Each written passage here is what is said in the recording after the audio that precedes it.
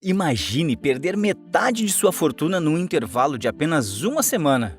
Essa é a realidade dos bilionários russos, os famosos oligarcas, desde que seu país iniciou uma forte investida contra o território ucraniano. Desde então, diversos países do mundo, especialmente os europeus e os Estados Unidos, iniciaram uma impressionante onda de sanções que atingem desde o governo russo até as empresas e as pessoas. Mas como exatamente homens tão poderosos se tornaram presas tão fáceis? É o que a gente vai ver agora.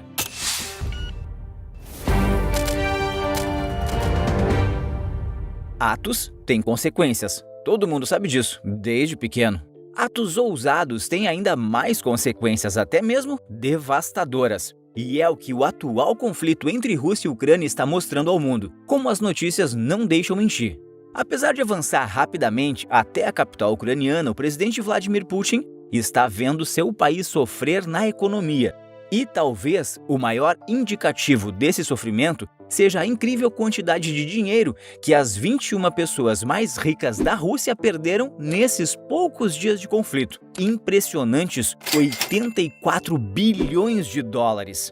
Isso representa, para nós, algo em torno de 420 bilhões de reais.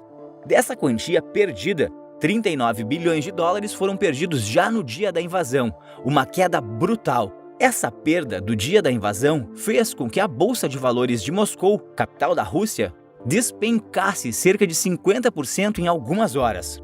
Para que as perdas não se tornassem cada vez maiores, a Bolsa de Valores da Rússia suspendeu as negociações por alguns dias. Mas isso não impediu os bilionários de continuarem perdendo rios de dinheiro, porque as empresas deles ainda estão listadas nas bolsas de valores de vários outros países. Vagit Alekperov, presidente da petrolífera Lukoil, foi o que mais perdeu dinheiro. Sua petrolífera perdeu em torno de 14 bilhões de dólares esse ano, o que representa 60% do seu patrimônio. O patrimônio de Vagit é estimado em pouco mais de 8 bilhões de dólares, dinheiro que não surtiu efeito para evitar as fortes sanções europeias e americanas.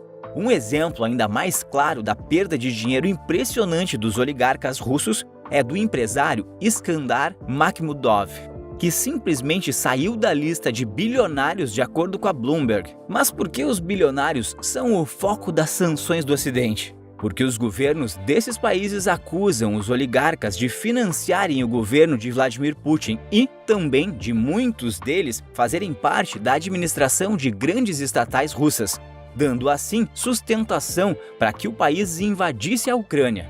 Apesar da verdade ser algo difícil de se encontrar durante uma guerra, porque os dois lados dizem coisas completamente diferentes, é inegável que os bilionários russos deram apoio ao governo de Putin, o que não significa dizer com toda a certeza do mundo que eles apoiaram a invasão. Para entender rapidamente como os oligarcas ganharam relevância na Rússia e espalharam seus negócios por todo o mundo, é preciso voltar para a história do país quando ele ainda fazia parte da superpotência União Soviética. Mais especificamente, para o fim da União Soviética. Considerado o primeiro estado comunista da história, a União Soviética, obviamente, não tinha bilionários, já que toda a economia do país era feita pelo governo, com seus rumos grandes, médios e pequenos, sendo decidido dia a dia pelos membros do Partido Comunista. Era um monopólio inquebrável. Não existia empresa privada no país soviético. Mas então a União Soviética acabou. Todas suas 15 repúblicas se tornaram países independentes.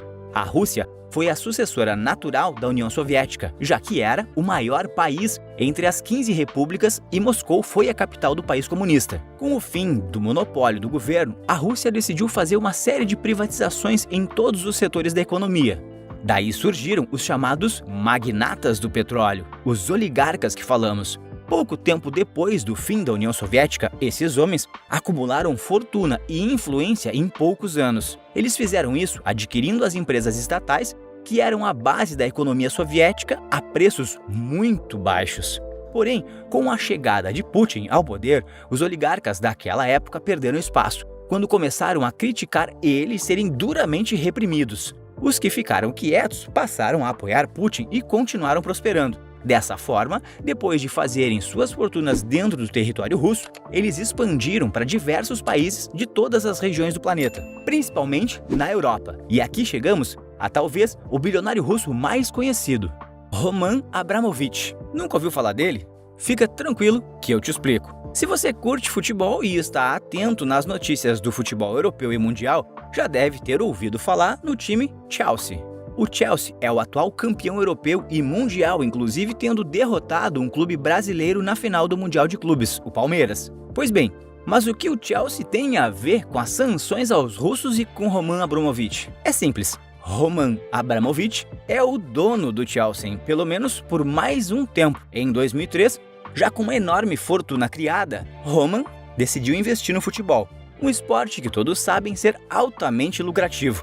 Então ele comprou um modesto clube inglês, que não era muito conhecido e sem grandes títulos. Esse clube era o Chelsea. Ele comprou o time inglês pelo valor de 146 milhões de libras e levou esse time à glória. Roman Abramovich, então, é um oligarca russo bastante adorado por alguns ingleses e é admirado até mesmo por quem não torce pelo Chelsea.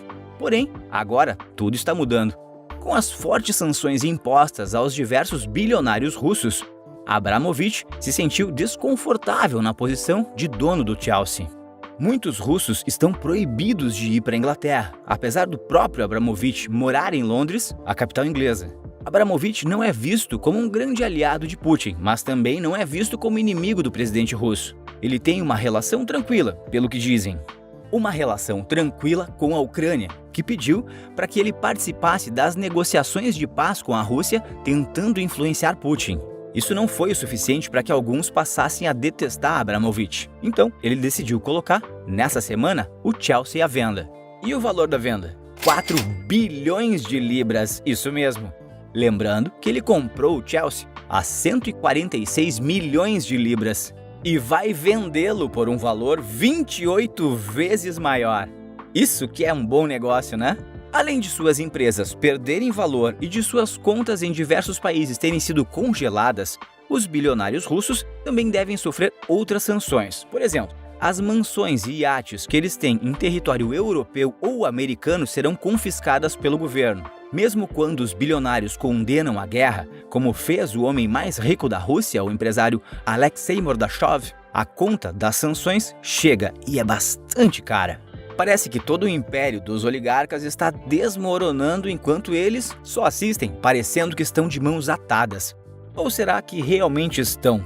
Por fim, é no mínimo curioso ver como nem mesmo os poderosos escapam das consequências da guerra. Agora, não perde tempo e deixa aqui embaixo nos comentários quais os temas vocês querem ver aqui no canal.